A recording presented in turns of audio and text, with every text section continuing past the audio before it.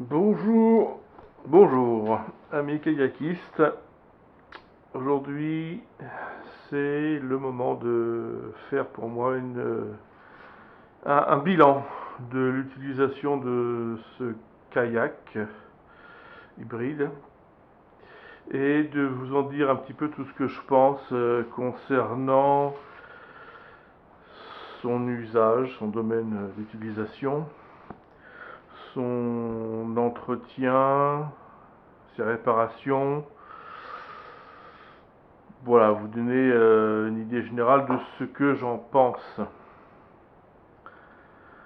Sachant que je l'ai utilisé et j'ai attendu avant de m'exprimer 2 ans. Je l'ai acheté, vous voyez, la facture. Je l'ai acheté le 16 septembre 2022. Ce qui fait aujourd'hui, on est voilà, au mois d'octobre 2024. Ce qui fait 2 ans d'utilisation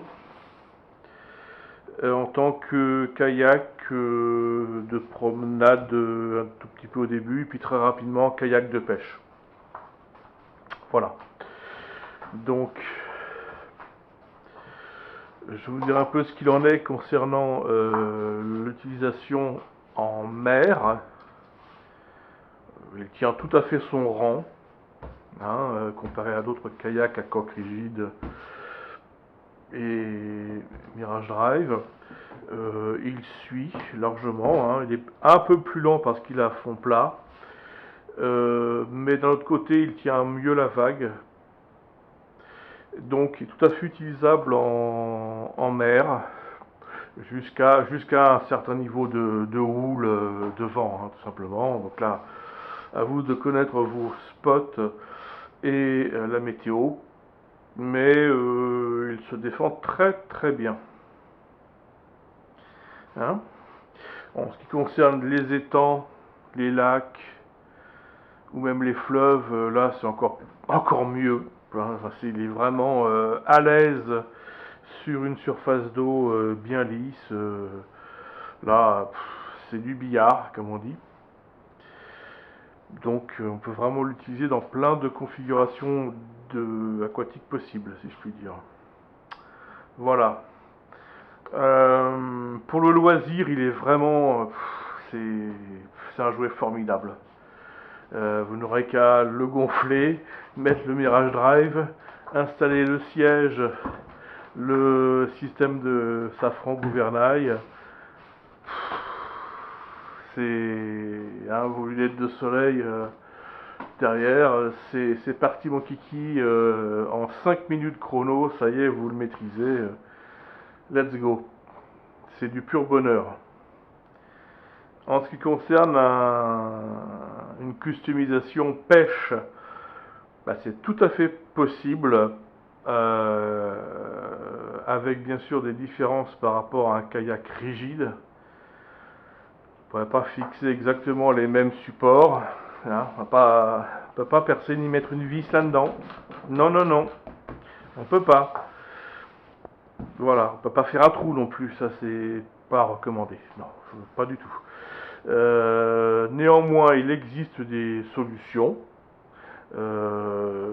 pour ceux qui voudraient vraiment rajouter des patchs, les coller. Ça se fait très très bien. Moi, j'ai pas voulu le faire pour ne pas surcharger ou gêner le pliage ou quoi que ce soit. Et voilà, et je l'ai expliqué dans plusieurs d'autres vidéos.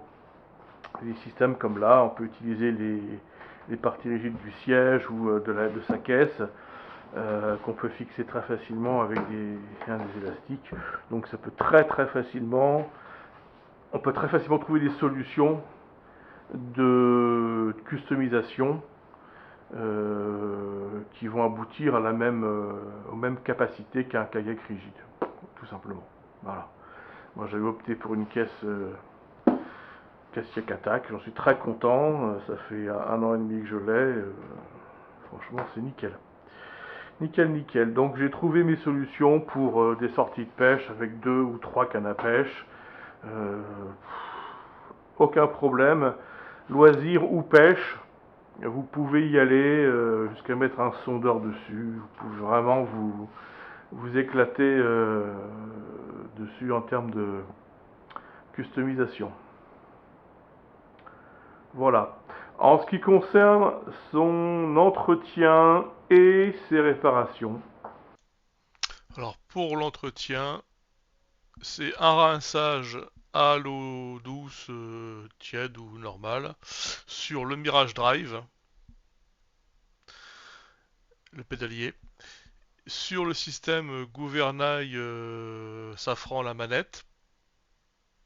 Et puis, si vous en servez pas pendant plusieurs temps, avant de le plier, de le ranger, vous rincez le PVC avec de l'eau douce, pareil, histoire de débarrasser le sel.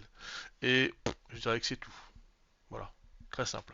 Pas quelqu'un de très précautionneux, hein, un peu barbare. Notamment la première année, j'y étais franco avec. Hein.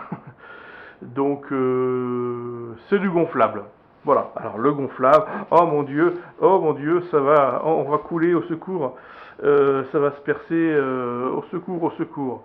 Alors oui, ça va se percer, vous ferez tôt ou tard des petites piqûres, où il y aura des problèmes d'usure liés à l'utilisation. Ça c'est inévitable. Et il faut savoir les traiter. Alors bon, j'avais fait plusieurs vidéos où effectivement j'avais peut-être un peu fait peur à des jeunes utilisateurs ou des gens qui hésitaient. Il y a encore un peu de sel de lundi. Euh, donc là encore une fois, je vais le redire. Voilà, si vous avez sur un tissu une piqûre, une perçure, un point.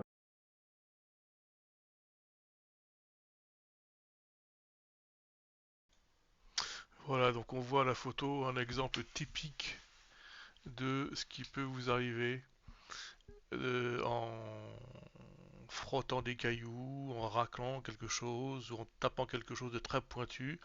Ça peut, voilà, faire directement un trou ou une petite crevasse qui va fuiter tout doucement. Voilà, ça c'est l'accident, le matériel se casse, se brise et l'air fuite. Bon, il suffit de bien le nettoyer. Un petit coup de sopalin avec de l'acétone. Vous laissez sécher et puis vous enduisez avec la colle qui va bien. Je vous en parlais bientôt.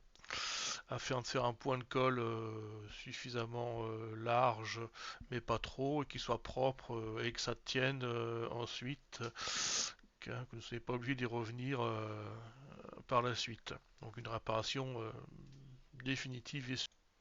Et voilà la même fuite que j'avais initialement traitée avec de la super glue. Ça a tenu un petit peu, et puis ça commençait à se fissurer, à se craqueler et à refuiter. Hein, au bout de 4-5 sorties, et ben le point de colle avait craquelé et puis ça repassait, l'air repassait. Donc ça n'avait pas tenu très longtemps. C'était de la super glue. Alors le deuxième type de panne que vous aurez, c'est la bubule. Hein, qui va fuiter gentiment, tout doucement, mais qui va vous dégonfler un boudin au bout de 2-3 heures. Bah, il y aura encore un peu d'air dedans, mais il sera quand même bien flasque. Alors ça se produit sur les zones de jointure de bande PVC qui, avec le temps, avec le pliage, le dépliage, le stockage, le gonflage, dégonflage, etc. Ça va finir par craqueler un petit peu à l'intérieur ou se dessouder et puis ça va par capillarité vous faire des petites bulles comme ça. Voilà. Alors on gonfle eau savonneuse, on identifie et puis on traite. Hein. Euh, ça vous en aurez. Alors actuellement, après plusieurs expérimentations de colle, j'utilise une colle thermoplastique dont je vais vous parler, qui des colles que j'ai pu expérimenter, tester sur le temps, me paraît bien convenir. Il y a peut-être encore mieux, mais franchement ça suffit et moi ça me convient bien.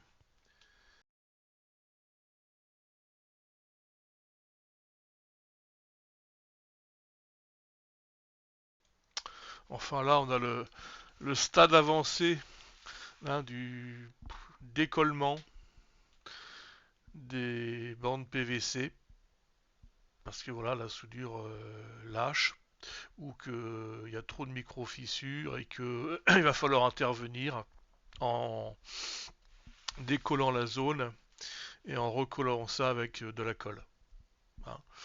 Et ça se produit assez souvent, même très souvent, sur les zones de pliage, ou même d'autres zones, hein, qui peuvent voilà, provoquer ce genre de fuite. Donc là encore, faut, comme je l'ai montré dans une de mes vidéos, bien décoller la zone, nettoyer un petit coup à l'acétone, et puis remettre de la colle, laisser bien sécher en appuyant bien, en fixant bien la zone à traiter. Et ça tient très bien après. Et je vais vous expliquer pourquoi ce type de liaison de bande PVC, au bout d'un an et demi, 2 ans, moi ça commence à apparaître, hein. C'est l'usure. C'est que ces bandes PVC ne sont pas collées avec de la colle initialement. Je m'en suis rendu compte en les décollant que, bah non, à l'intérieur, il y a pas de colle en fait, hein. Ils utilisent une technique qui est, à mon avis, la thermosoudure, peut-être.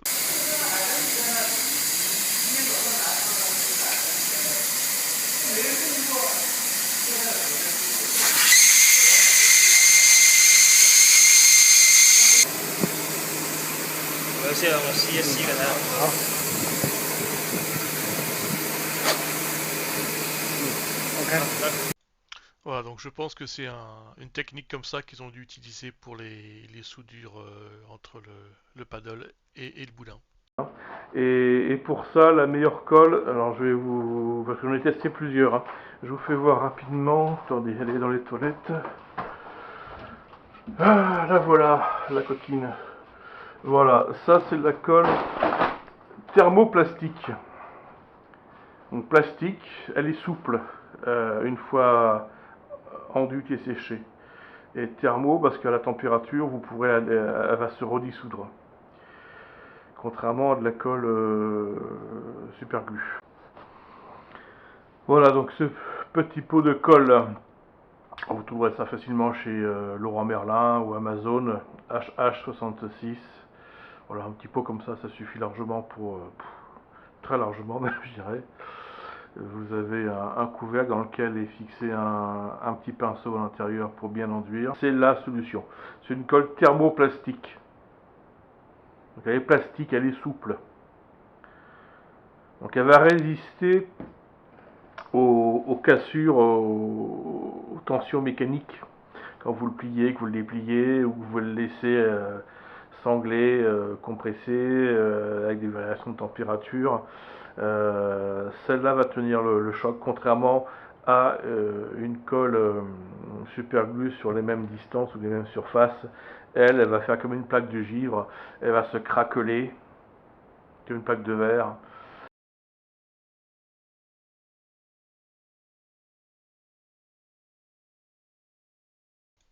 Alors mes anciens points de colle à la super glue qui ne tenaient pas, euh, soyez pas inquiets. La super glue, ça se décolle très bien, très proprement. Vous récupérez vos surfaces à l'identique.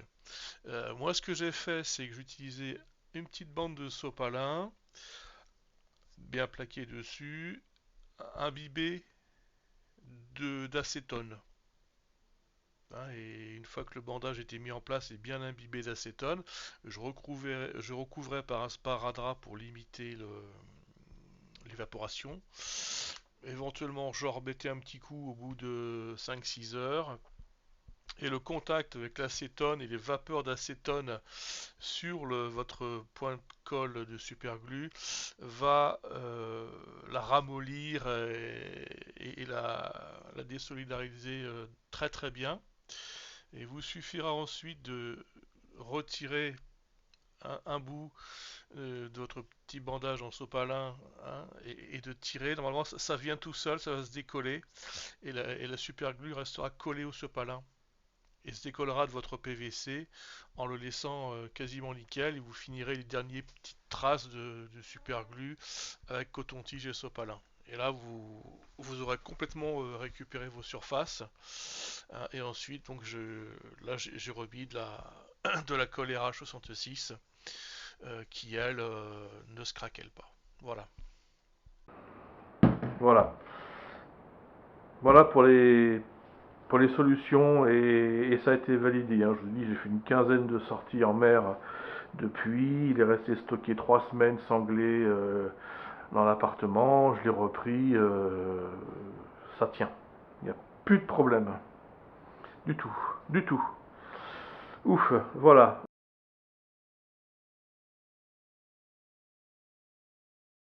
En ce qui concerne la casse. Bah, c'est comme pour tout, hein. C'est comme pour votre voiture ou votre scooter ou ce que vous voulez, votre tondeuse à gazon. Bah, ça arrive. Ah, moi, ce qui m'est arrivé, au bout d'un an et demi, là, j'ai eu 2 casses, coup sur coup. Une qui s'est produite sur là, une petite rondelle, la petite rondelle du pédalier du Mirage Drive. Faut savoir que ça, en fait, là, c'est juste une petite pastille hein, qui est un petit peu soudée à une tige inox qui traverse la pédale. C'est sur cette pédale, hein, l'axe à ce niveau-là, là, il a cassé net d'un coup, hein, sans forcer, mais voilà, hein, au niveau des soudures qu'il y avait là, ouais, il a un petit éclat de métal complet qui est en demi-lune là, qui a cassé. Voilà, c'est celui qui va comme ça. Donc là, bah, il tient plus, il n'y a plus moyen de pédaler. Le virage drive, il a bien été entretenu tout le long de l'usage, hein, rincé à chaque fois, à l'eau tiède, il est en bon état, il n'y a pas de problème, mais voilà, la casse s'est produite ici. Et la pièce en question, c'est l'axe.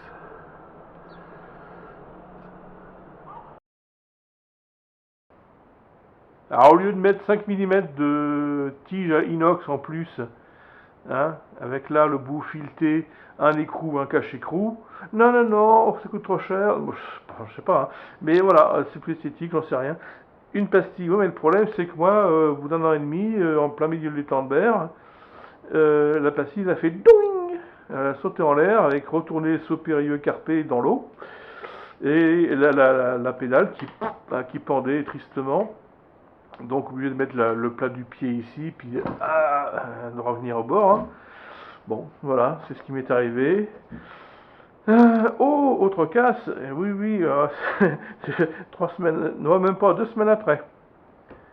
Là, la manette, là. Bon, ben, je vous la fais courte, je viens de rentrer au bord. Plus de gouvernail. Voilà, ça a lâché. Voilà, en pleine navigation, tranquille. À mon avis, c'est un câble qui a dû se corroder à l'intérieur et puis qui a cassé. Alors, où est-ce qu'il a cassé exactement? J'en sais rien. Là, il y avait un tout petit point de rouille, mais que j'avais traité avec de la graisse. Est-ce que c'est cassé ici à l'intérieur? Est-ce que c'est cassé ici à l'intérieur? Est-ce que c'est un engrenage dans la poignée? J'en sais rien, mais ça me fait suer. Qui contrôle le gouvernail là-bas. Bon, il faut savoir que dans ce câble-là, à l'intérieur de cette gaine en tissu, à l'intérieur, il y a 2 gaines en acier, voilà, qui contiennent 2 filaments en acier inoxydable torsadé, qui viennent chacun jusqu'ici. À partir d'ici, ils ne sont plus contenus dans les gaines d'acier. Ils sont à nu, ils viennent comme ça, ils sont fixés là. Mais le problème de ça, c'est que le câble en acier torsadé là, au bout d'un moment, il y a un brin qui se détache, et puis oui, les deux sous-coupes là. Bah, à un moment donné, le brin, il va frotter contre ça, il va tirer un deuxième brin, et puis au bout de 5 mois, 6 mois, 1 an, et ben, il n'y aura plus de brin, puis ça se fait tac tout d'un coup. Voilà, donc j'ai démonté l'ensemble. On voit bien que c'est pas tant un problème de corrosion avec l'eau de mer qu'un problème de friction et d'effilochage du fil d'acier inoxydable torsadé, hein, quelque part, entre les petites poulies qui sont là, les sous-coupes, voilà. Le problème, c'est que si jamais votre filin il se rétracte à l'intérieur de la gaine noire, bon courage pour le rattraper, hein, les gars. Voilà. Ah, au bout du safran, vous pouvez faire ça, et vous... Ah bah non, ça marche plus. Voilà. Bon, bah, dans ce cas-là, ce que j'ai fait, moi, j'ai relevé le safran avec le système de tire-ficelle, là. Et puis je suis revenu avec la pagaie qui est là, puis bon, voilà quoi. Bon bah ça c'est des cas, ça arrive les gars. Alors heureusement, bon, j'avais un concessionnaire qui et un commercial qui, bon, tenait à peu près la route là. Donc en gueulant un petit peu, bon voilà, il m'a vite changé la pédale et il m'a changé tout le kit. Ça, quand vous achetez du hobby, assurez-vous que vous ayez derrière vous un concessionnaire qui est de la bouteille, qui tienne la route. Petit conseil d'amis. Voilà. Le siège, tiens, parlons-en du siège. Alors moi qui fais 130 kilos facile, il n'a pas bronché. J'ai pas réussi à le casser. Il n'y a pas une couture qui a lâché. Non. Les barres je pensais de l'acier, je sais pas trop quoi, enfin bref. C'est du costaud, c'est très confortable. J'ai pas mis de petits coussinets, j'ai pas mis de dentelle. Non, non, non, non, non, comme ça dessus, ça tient la route. C'est du costaud. La seule chose que j'ai fait, c'est un petit réglage de resserrage. C'est ma canne à pêche qui pêche rien là. Là, et son homologue là-bas. Bon bah c'est du Allen, hein. Un petit coup de clé Allen pour les resserrer, de telle sorte que si vous voulez vous lever, quoi que ce soit, ou sortir du kayak, le siège tout d'un coup ne fasse pas comme ça, ou comme ça, enfin bon, donc en resserrant, voilà, il reste où je l'ai mis. Réglage de l'inclinaison du bassin torse là, bah, vous avez des sangles, hein. Hop, vous réglez avec un petit système classique, hein. Et là, vous pouvez facilement régler l'inclinaison, c'est très pratique. Les mousquetons, c'est du mousqueton impeccable. Pour ceux qui en achèteraient un au Conja, serrez bien ça quand vous partez, parce que si vous le, voyez, si vous le laissez un peu trop lâche, puis que vous partez, ouh, comme ça, c'est bon, je vais pêcher chérie, je reviens. Ce qui peut vous arriver, c'est qu'à un moment donné, ça fasse ça. Ah, oh, et ça fait surtout. Ah, bon, rien de bien grave, hein.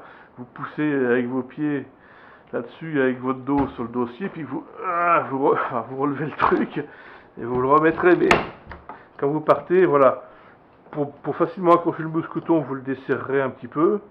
Et puis une fois que vous êtes sur l'eau, hop, voilà, vous le serrez bien. Vous vérifiez bien que la tension vous convient. Voilà, mais pensez bien que ça soit toujours un petit peu quand même bien, voilà, bien tendu. Et quand vous revenez, quand vous démontrez le siège, vous voilà, desserrerez pour pouvoir ressortir le mousqueton. Sinon, c'est... Voilà. Bon, peut-être qu'il y en a qui aiment, hein, je sais pas moi. Ça m'est arrivé 2 fois, c'est un peu gênant. Bon, voilà. Derrière, pour mettre la caisse ou ce que vous voudrez d'ailleurs, on s'en fiche, il y a 3 points hein, qui n'ont pas bronché du tout, parce qu'ils ont mis de la colle, avec des anneaux. Et puis vous mettez ce que vous voulez, un élastique, des sangles. Moi j'ai mis un élastique avec un crochet. Parce que j'ai un... Voilà. Après ça, la caisse, hein, c'est vous qui voyez. C'est un autre sujet.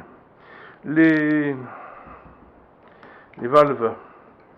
Bon, ça bronche pas. Ça fuit pas parce qu'ils ont mis de la colle. Ce qui peut se produire, ce qui m'est arrivé aussi, c'est qu'à force de le gonfler, le dégonfler, avec le gonfleur électrique et le tuyau, voilà, quand vous le mettez, pour gonfler, vous le retirez, pour dégonfler, nanana, bon, bah, à bout d'un moment, ça peut jouer là-dessus. Donc il y a une petite clé qui est fournie avec. Une fois ou deux, je l'ai fait, allez, un petit coup pour être sûr que ce soit bien resserré, et puis on n'y touche pas. Voilà. Ça bronche, ça n'a pas bronché du tout.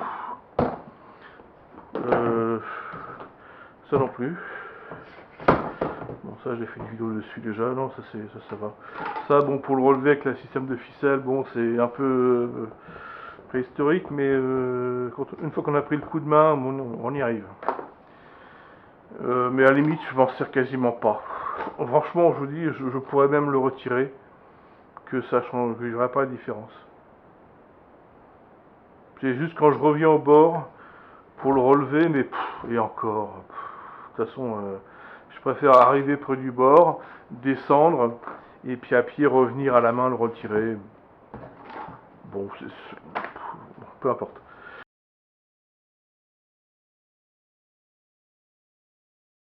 En résumé, en conclusion, est-ce que je ferais cet achat si je devais le refaire?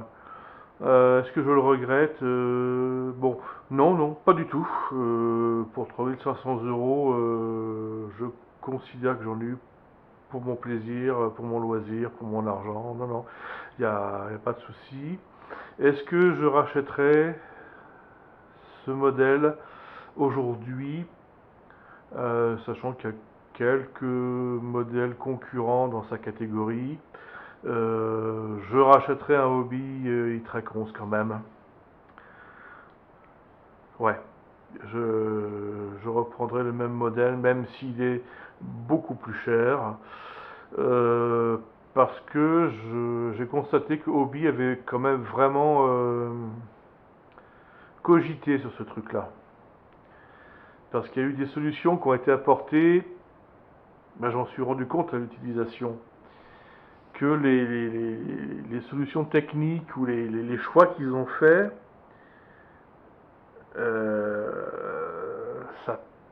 ils sont pas pareils. Enfin, comment vous expliquer ça?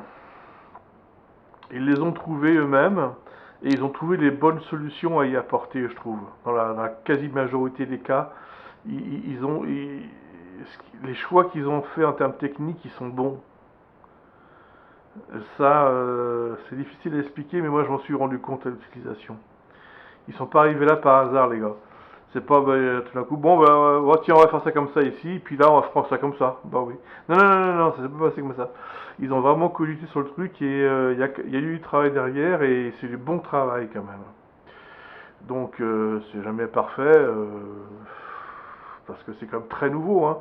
Les mecs, ils ont quand même pris un sacré risque technologique de partir sur un modèle qui n'existait pas avant.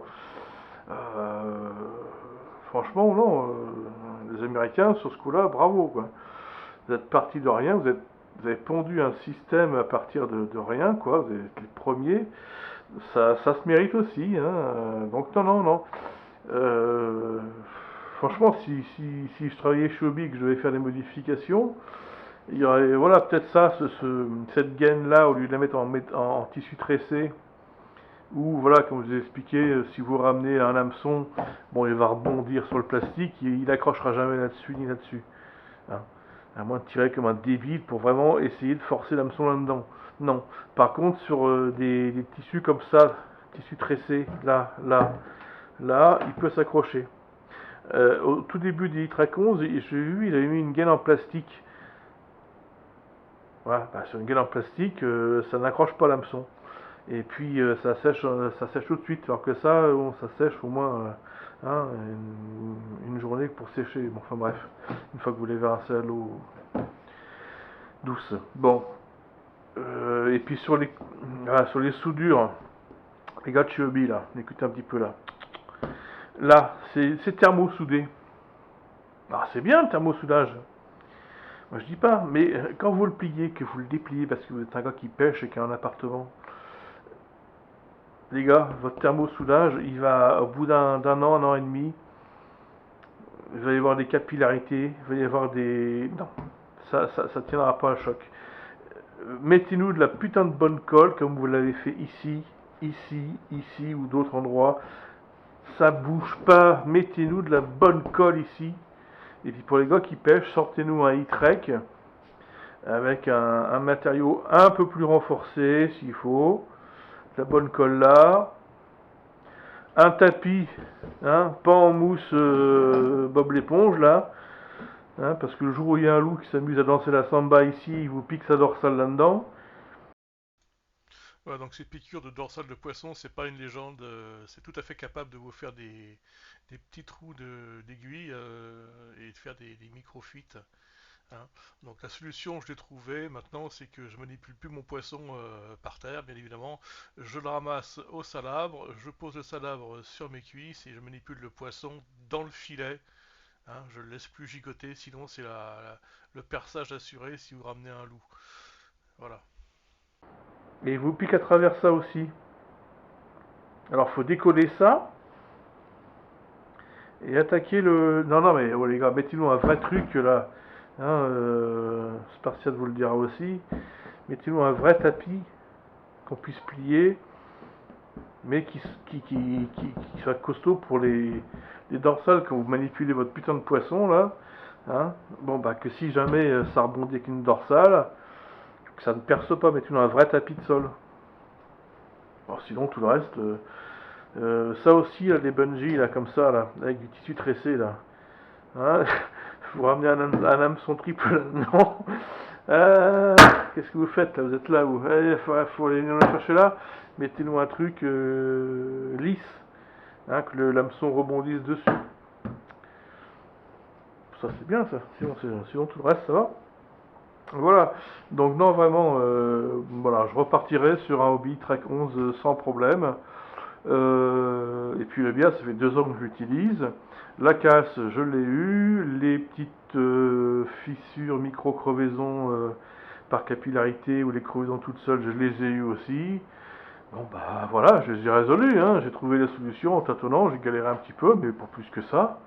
Et maintenant que c'est fixé, que c'est résolu, je pense que c'est un appareil que je vais pouvoir garder encore, voilà, encore 4, 5, 6 ans. Je pense qu'il, voilà, à moins de me faire attaquer par 3 requins blancs qui croqueraient dedans, bah, le machin il va continuer, hein. Il n'y a pas de raison. Voilà, donc non, je recommanderais encore ce produit. Voilà, voilà. Voilà les amis, c'est la fin de cette longue vidéo du bilan e-trek 11. Je vous remercie de l'avoir écouté jusqu'à la fin et je vous laisse avec cette très jolie photo prise par un ami qui se reconnaîtra. Hein, c'est mon grand frère, mon parrain de pêche. Voilà, à plus et bon kayak à tous.